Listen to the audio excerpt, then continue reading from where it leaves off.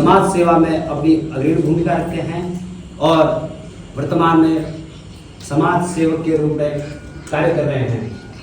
वो किसी भी चीज़ की समस्या हो, आप बड़े भाई हमेशा अग्रसर रहते हैं और आपके राजनीतिक जीवन की हम कामना करते हैं। इसी क्रम में हर तरफ चलता गुणगान रही, हर तरफ चलता गुणगान रही, वैसे असीम अनुकंपा ईश्वर की, वैसे असीम अनुकंपा ईश्वर की, आपकी होठों पे सदा मुस्कुरान रही, आपकी होठों पे सदा मुस्कुरान रही। अपने मध्य में आज अपने बहुत ही लोकप्रिय और बहुत ही युवा और हम सबके बहुत ही एकदम करीबी इस विद्यालय के बहुत ही अपने जिन्होंने अभी अपने उद्बोधन से आप सबको अपने पथ्य दे करके हमारा जो हौसला और मार्गदर्शन किया, अपने आज इस कार्यक्रम में उपस्थित हुए डॉक्टर कपिल देव रावत जी, आपका बहुत बहुत स्वागत, अभिनंदन। उन्हें सरकारी आपने डॉक्टर और डॉक्टर के पेशे से आप जो है चाहते तो आज से अपनी जिंदगी को जो है आराम से जो है आगे बढ़ा सकते थे, लेकिन लोगों की आपके मन में जो देश के प्रति, समाज के प्रति, अपने क्षेत्र के प्रति, अपने लोगों के प्रति जो स्नेह, श्रद्धा और भाव है, उसने आपको प्रेरित किया और आपने उस सरकारी नौकरी छोड़ करके आज आप समाज के कार्य कर रहे हैं। तो ऐसी महान उपलब्धियां आपके जीवन में है और मैं तो माँ सरस्वती से प्रार्थना करूंगा कि आप जैसे युवा आगे बढ़ने चाहिए, ताकि जो है जो सामाजिक जो कार्य हैं जो किसी कारणवश रुक जाते हैं वो जो है निरंतर आगे बढ़ते रहे। और ऐसे मैं माँ सागर से प्रार्थना करूंगा कि आपका जो भविष्य है वो उज्जवल हो और आपका जो लक्ष्य है उसमें आने वाले समय में आप सफल हो और हम सब का भी उसी में बहुत ही अच्छा सहयोग आपके द्वारा हमको मिलेगा। जैसे आपने बताया है कि आने वाले समय में अगर आपको जो है, मैं तो कहता हूँ कि निश्चित ही आपको जो है सहयोग मिलेगा और अगर आप आने वाले फ्यूचर टाइम में जो है इस विद्यालय को गोद लेने की बात करी है तो आप समझ सकते हैं कि कितनी बड़ी बात है। ऐसे ही हमें जो है आज सामाजिक कार्यकर्ताओं की आवश्यकता है, हर समाज में ऐसे लोगों की आवश्यकता है जिनको जो है, जिनके अंदर कुछ करने का भाव है, जिनके अंदर कुछ जो समाज के बारे में सोचते हैं। एक व्यक्ति तो है जो केवल अपने बारे में सोचता है, लेकिन कुछ लोग ऐसे होने चाहिए जो समाज के बारे में। आमंत्रित करूंगा आज के मुख्य अतिथि माननीय डॉक्टर कपिल देव रावत जी को, जो आए और अपने सुंदर विचारों से बच्चों का मार्गदर्शन करें। आगे थोड़ा। भारत माता की जय। जोर से बोलो बेटा, भारत माता की जय। भारत माता की जय। आज सरस्वती विद्या मंदिर के छात्रों के शपथ ग्रहण समारोह के शुभ अवसर पर हम सभी के बीच में आज के विशिष्ट अतिथि मेरे बहुत ही आदरणीय और बड़े भाई श्री सोहन प्रसाद गैरोला जी, जो कि व्यापार मंडल के महामंत्री भी हैं अभी, और इस बार तो महामंत्री है, लेकिन ये कई सालों से इस पूरे नगर में और क्षेत्र में हर जगह सक्रिय कार्य करते रहते हैं। और मुझे तो व्यक्तिगत तौर पर जो इनका सहयोग मुझे मिलता आया है या आशीर्वाद जो इनका मिलता है उसे मैं शब्दों में बयान नहीं कर सकता हूँ। ऐसे हमारे आज के विशिष्ट अतिथि मेरे बड़े भाई सोहन प्रसाद गैरोला जी। आज की अतिथि मेरे मामा जी गैरगांव के निवासी श्री जगमोहन नोटियाल जी। आपका भी मुझे बहुत लंबे समय से जितने भी मैं सामाजिक कार्य करता हूँ आपका सहयोग मुझे हर पल मिलता रहता है। आज हमारे बीच में यहाँ पर पेरेंट्स के रूप में जो यहाँ पे आए हैं श्री गोविंद सिंह जी, और इस विद्यालय के जिनका भी नई ज्वाइनिंग बड़कोट में हुई है, और आपको मैं बहुत बहुत बधाई और शुभकामनाएं इसलिए भी देना चाह रहा हूँ। आपके पास विद्या मंदिर के साथ साथ शिशु मंदिर का भी चार्ज है, और आपसे ये अपेक्षा करूंगा कि इस विद्यालय के लिए कुछ अब नई ऊर्जा के साथ और नए प्रयास के साथ इस विद्यालय को दोबारा से पुनर्जीवित इसको किया जाएगा, ऐसी आपसे अपेक्षा है। मेरे बड़े भाई श्री सत्य प्रसाद नौटियाल जी यहाँ पर उपस्थित,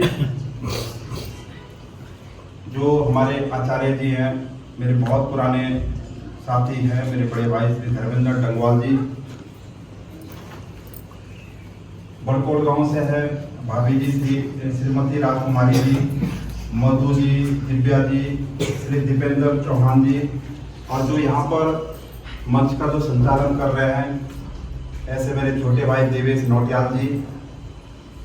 और यहाँ पर आज इस शपथ ग्रहण समारोह के शुभ अवसर पर आज आपने अभी देखा जिनको हमने शपथ दिलाई, किसी भी घर को हो, परिवार को हो, नगर को हो, गांव को हो, राज्य को हो, देश को हो, किसी भी चीज को चलाने के लिए हमें गार्जियन की जरूरत होती है। आज हमारे देश के प्रधानमंत्री कौन है? बताओ जरा कोई, बताओ बेटा, देश के प्रधानमंत्री कौन है हमारे? तो देखो आज हमारे देश के प्रधानमंत्री मोदी जी हैं, सब जानते हैं ना। तो मोदी जी पूरे देश को कैसे चला रहे हैं? जैसे वो हमारे बोलते नहीं कि मैं मोदी का परिवार हूं, उनकी कोई शादी नहीं हो रही, आपको पता है ना। तो हमारे क्या है, गार्जियन है, वो हमारे देश का मान सम्मान पूरे देश विदेश में बढ़ा रहे हैं। तो आज आपने देखा किस यहाँ पे प्रधानमंत्री और सेनापति और हमारे जो तीसरा क्या था ये जज के उसमें ना न्यायाधीश, तो इनका शपथ ग्रहण समारोह हुआ। तो देखो ये तो देश की बात है मोदी जी वाली, लेकिन विद्यालय को चलाने के लिए भी हमें अपनी जिम्मेदारियों का पता होना चाहिए। देखो पढ़ाई तो सबको करनी है ना बेटा, करनी है ना सबको पढ़ाई, सब पढ़ाई करने आ रखे हैं ना। लेकिन पढ़ाई के साथ साथ आपको ऐसा कैसा पता चलेगा कि हमारे जो माँ बाप हैं वो कितने अपेक्षा के साथ हमको स्कूल में भेजते हैं कि नहीं भेजते? आज मोदी जी हैं, वो पेट से प्रधानमंत्री बन के आए? बताओ बेटा, हाँ ना बोलो, कोई पेट से आता बन के? उन्होंने भी हमारी तरह संघर्ष किया भाई। पहले आदमी स्कूल जाता है, पढ़ता है। अब देखो इतने बच्चे यहाँ पे आ के हैं, देखो बोलते हैं ना कि जितने भी युवा हैं वो देश के भविष्य होते हैं कि नहीं होते हैं? अब जो टीचर होते हैं हमारे, वो ब्लैक बोर्ड पे सबको एक समान पढ़ाते हैं कि नहीं पढ़ाते हैं? और उसके बावजूद भी फर्स्ट सेकंड थर्ड क्यों आते हैं बच्चे? क्योंकि बेटा हमें अपनी जिम्मेदारियां समझ ली है। तो आज अगर आपको यहाँ पे किसी को प्रधानमंत्री बनाया है, किसी को न्यायाधीश बनाया है, किसी को सेनापति बनाया है, और पूरी टीम जितने भी मंत्रिमंडल में है, तो आप लोगों को भी ये पता होना चाहिए कि जिम्मेदारी क्या चीज होती है। तो आज से सब लोग इस स्कूल के प्रति अपनी जिम्मेदारियों का निर्वहन करेंगे ना सब लोग, और निर्वहन के साथ साथ अपनी पढ़ाई भी करेंगे, ठीक है ना बेटा? तो आप सभी लोगों को मैं इस मंच के माध्यम से सभी को बहुत बहुत बधाई शुभकामनाएं देता हूं। और मेरे लिए तो एक सौभाग्य की बात यह है कि सरस्वती शिशु मंदिर से मेरी प्रारंभिक शिक्षा यहाँ से प्रारंभ हुई। और जब मुझे हमारी एक मैडम है चकड़गांव की, आप जानते होंगे, जो भी वार्ड मेंबर है, तो वो उन्होंने मुझे पढ़ाया है, तो शायद मैं यहाँ पे 2 तक पढ़ा हूँ। सबसे पहले मेरी प्रारंभिक शिक्षा यहाँ से हुई है। तो देखो कभी भी आज मैं देख रहा हूँ कि हर पेरेंट्स देखा देखी में जा रहे हैं कि आज 2 जब पेरेंट्स इकट्ठे हो जाते हैं तो यही बात करते हैं कि भाई तेरा बच्चा कौन सी स्कूल में पढ़ रहा है और तेरा बच्चा कौन सी स्कूल में पढ़ रहा है। तो हमें स्कूलों का कंपटीशन नहीं करना है, क्योंकि स्कूल, विद्यालय, मंदिर ये सब एक तरह होते हैं, लेकिन यहाँ से पढ़ने के बाद आपको घर का कैसा माहौल मिल रहा है। सरस्वती शिशु मंदिर और विद्या मंदिर बेसिक स्कूल, यहाँ पे मैं इसलिए ज्यादातर खुश रहता हूँ कि जो हमारे सबसे मेन चीज हमारे संस्कार। आज बड़कोट में भी 50 से 60% लोग क्यों परेशान है? किसी के बच्चे इसमें की बन रहे हैं, किसी ने अपने बच्चे को इतनी हाई एजुकेशन दे दी कि उसके बच्चे विदेश में शिफ्ट हो गए, और एक ही बच्चा है तो क्या करेगा? तो हमें मतलब पढ़ाई के साथ साथ अपने संस्कार तो सबसे मेन है। क्यों गुरु जी? जब हमारे संस्कार ये नहीं रहेंगे तो हम बच्चों को चाहे कितने बड़े स्कूल में पढ़ाएंगे। और सरस्वती शिशु मंदिर में मुझे पूर्ण विश्वास है, क्योंकि मैं कई सालों से इस स्कूल में जाते रहता हूँ। हमारे RSS का भी यहाँ पे गुरु दक्षिणा कार्यक्रम ऐसे कोई भी एक्टिविटीज होती रहती है। तो सबसे पहले हमारे संस्कार है। आज मेरा बेटा भी है, मैंने भी उसको स्कूल में अगर कहीं डाल रखा है तो उसी स्कूल में डाल रखा जहाँ पे संस्कृत भी पढ़ाई जाती है। क्योंकि बेटे को ज्यादा हाई फाई बनाना वो अपने के लिए दूसरे दिन आफत है। पढ़ाई होनी चाहिए, इंग्लिश भी पढ़ो, लेकिन उसके साथ साथ हमें वो चीजें भी पढ़नी, हमें भी पता होना चाहिए कि हमारे समाज में क्या क्या चीजें हैं। भाई हमारे ये कौन है, दादाजी हैं, ये दादी जी हैं, ये हमारे मेले होते हैं। जब हमारे अपने रीति रिवाज से भी जुड़ेंगे तो निश्चित है कि आने वाले समय में हम अपने समाज के अंदर भी अपना नाम रोशन करेंगे। तो मैं आप सब लोगों से एक ही विनती करूंगा कि देखो बेटा, हमारे माँ बाप हमें किस उससे पढ़ाते हैं। आज मैं भी आप ही की तरह पढ़ा था, और पढ़ लिख के आदमी की एक अपेक्षा होती है कि भाई हर आदमी इसलिए पढ़ता है कि मुझे नौकरी मिल जाए, जो मैं आजकल लोगों की भावना देखता हूँ। लेकिन नौकरी पाना पढ़ाई का उद्देश्य नहीं होना चाहिए। मैंने भी पढ़ाई की है, और पढ़ाई करके मैं भी क्लास 2 अफसर बन गया था, डॉक्टर। लेकिन मैं अपनी नौकरी छोड़ के अगर यहाँ आया हूँ तो देखो, जीवन में जो चीज मिल जाए वो बड़ी चीज नहीं होती है। जिस चीज को तुम्हें मिलने में कठिनाई हो रही है, उस चीज को संघर्ष करके पाना वो बड़ी चीज होती है। और गुरुजी, मैं आप लोगों के, सोहन भाई, सब लोगों के आशीर्वाद से कम 14 सालों से मैं लगातार इस पूरे रवाई घाटी में सामाजिक कार्यों में लगा रहता हूँ। और जितने भी मैंने सामाजिक कार्य किए हैं, मेरे सामाजिक कार्य ऐसे नहीं कि मैं मुंह से बोल रहा हूँ। आप मेरे सोशल मीडिया के माध्यम से, चाहे यूट्यूब के माध्यम से भी आप मेरे कार्यों को देख सकते हैं।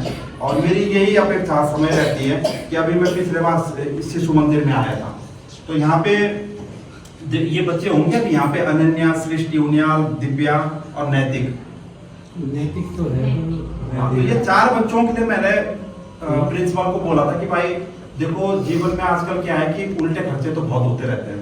तो इन 4 बच्चों की कुछ ना कुछ दिक्कत है भाई, किसी के पापा नहीं होंगे, किसी की मम्मी, किसी की दिक्कत है। तो मैंने बोला था इस टाइप के जो बच्चे होंगे तो उनके पूरे साल की जो फीस बैठी थी वो 30,800 रुपए बैठी थी। तो हाँ, जो भी है, तो इन 4 बच्चों के मैंने पूरे 1 साल की फीस मतलब मैंने देने का इनसे वादा किया था। और आप अपना अकाउंट भी चेक कर लेना गुरुजी, पहली किस्त मैंने इसमें डाल दी है। और हो सके मतलब 10-12 दिन में मैं पूरे इसमें 30,800 रुपए इसमें डाल दूंगा। ये 4 बच्चों को मैंने बोल रखा है, क्योंकि देखो इस प्रकार चीज क्या है कि मैं एक निवेदन इसलिए जरूर करना चाहूंगा कि देखो, ये हमारा विद्यालय है। चाहे आज सांसद कोई बनता है, चाहे विधायक कोई बनता है, हर सांसद को, विधायक को ये कह दिया गया है कि भाई किसी को गांव को गोद लो या स्कूल को गोद लो। लेकिन मैं आपसे आज निवेदन जरूर करना चाहूंगा कि आने वाले समय में, यहाँ पे भाभी जी भी, मेरी श्रीमती राजकुमारी जी, आने वाले समय में अगर आप लोगों का जिस प्रकार से मुझे लगातार जो आशीर्वाद मिल रहा है, और मुझे अगर नगर पालिका में आशीर्वाद मिला, तो निश्चित है कि मैं सरस्वती शिशु मंदिर और विद्या मंदिर को भाई मैं अपने नगर पालिका के अंडरटेकिंग गोद लूंगा। और गोद लेने का मतलब मैं चाहता हूँ, आज प्राइवेट स्कूल है या दूसरे स्कूल है, देखो इनमें हर माँ बाप अपने बच्चों को नहीं पढ़ा सकता है। और बेटे, आपसे मेरा निवेदन है, कभी भी ये मोरल अपना डाउन नहीं करना है कि हम शिशु मंदिर में पढ़ रहे हैं या बेसिक स्कूल में पढ़ रहे हैं। शिशु मंदिर के बच्चे, विद्या मंदिर के बच्चे और बेसिक स्कूल के बच्चे ही आज IAS, IPS और बड़ी बड़ी नौकरियों पे जा रहे हैं। क्योंकि वहां पे आपको ओनली इंग्लिश नहीं पूछा जाएगा, वहां पे आपको सब कुछ पूछा जाएगा। और ऑलराउंडर जब आदमी होता है तो निश्चित है कि ऊंचाइयों को छूता है। तो अगर मुझे आप लोगों का इस बार आशीर्वाद मिला तो मैं इस दोनों विद्यालयों के लिए एक मतलब जिसको बोलते हैं कि मॉडल के रूप में इनको वो करूंगा।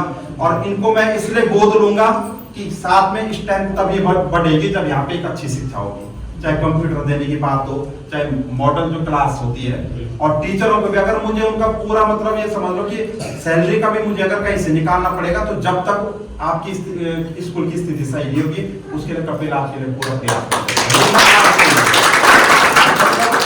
मेरी आवाज को रिकॉर्ड भी कर सकते हैं, गुरुजी रिकॉर्ड कर रहे हैं। कल मैं बनूंगा तो आप जरूर, मतलब बनने से पहले मेरा कोई भी काम अगर रहता है तो वो बिल्कुल रिटर्न में रहता है। तो ये मैं आप लोगों से आज निवेदन करने आया हूँ। और साथ में गुरुजी ने मुझे कल बोला था कि देखो यहाँ पे संसाधनों की बहुत कमी है। लेकिन गुरुजी देखो, कपिल आज अगर सपोज दरी दे दे, ये बहुत बड़ी चीजें नहीं है। हम लोगों का एक प्रयास होना चाहिए कि इसके लिए कुछ बेहतर और क्या हो सके। देखो, मैं प्रांत के लोगों से मैं विद्यारत्न जाऊंगा तो मैं उनसे मिलूंगा, जो हमारे प्रांत के कौन है भी विद्या भारती के, हाँ उनसे मैं मिलूंगा और उनसे भी ये बात जरूर करूंगा कि देखो भाई, आज अगर सपोज स्कूल से कोई बच्चा आना चाहता है, भाई पढ़ने वाले बच्चे कहाँ से ज्यादा आएंगे, सुनारडी से, पौंटी से, आपके मोल्डा से या डांडा गांव से। तो भाई देखो, पैदल का जमाना अब नहीं रहा। अगर कोई हमें एक बस दे देता है तो कम से कम आदमी भी तो होता है भाई बस से आप आ सकते हो। भाई हमें मेन हमारा टारगेट है कि स्ट्रेंथ को बढ़ाना। अगर हमारे यहाँ पे 200-250 बच्चे हो जाएंगे, और इस बार जो मैं देख रहा हूँ बहुत दयनीय स्थिति है। मेरी सिस्टर भी विद्या मंदिर में पढ़ा, एक टाइम आप देख सकते हो चिन्यालीसौर देखो, आप उत्तरकाशी देखो, आप पुरोला देखो। आशा और विश्वास के साथ पुनः मैं आप सभी लोगों का, मतलब जितने भी यहाँ पे टीचर है, मैं जानता हूँ भाई टीचर भी बेचारे कितने विकट परिस्थितियों में यहाँ पे पढ़ा रहे हैं। और मैं इसलिए समझ सकता हूँ कि जो समाज से जुड़ा आदमी होता है वो हर किसी के समस्या को समझता है। भाई गुरुजी आप बोले थे कईयों की सैलरी नहीं निकली, पर गुरुजी मैं आपका एक छोटा भाई की तरह हूँ।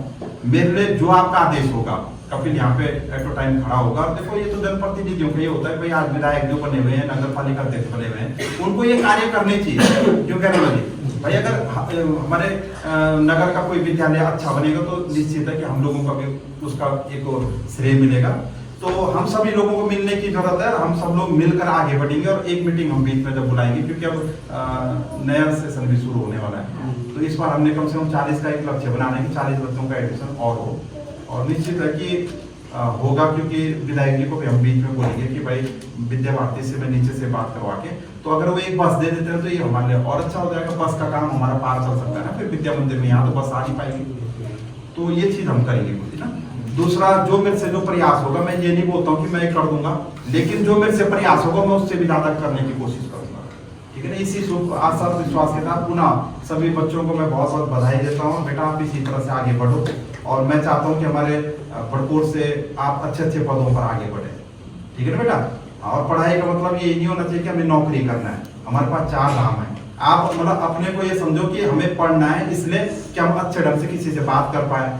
अगर सपोज कोई मानववाद आजकल कोई बिजनेस भी करता है तो वहां पढ़ा लिखा होना चाहिए ना, होना चाहिए बेटा। हाँ, तो हमें नौकरी की तरफ नहीं ज्यादा भागना है, बल्कि हमने अपने को इतना वो बनाना है कि हमने 2-2, 4-4 नौकर अपने साथ रखने हैं। क्यों गुरुजी, हमारे पास 4 धाम है, हमारे पास इतना बड़ा एशिया का सबसे बड़ा जंगल ब्याली का है। क्यों नोटिया जी, तो हमें बड़ी सोच के साथ आगे बढ़ना है बेटा। ठीक है। और निश्चित है कि आप लोग बहुत आगे तक बढ़ेंगे। बहुत बहुत धन्यवाद। जय हिंद, जय भारत।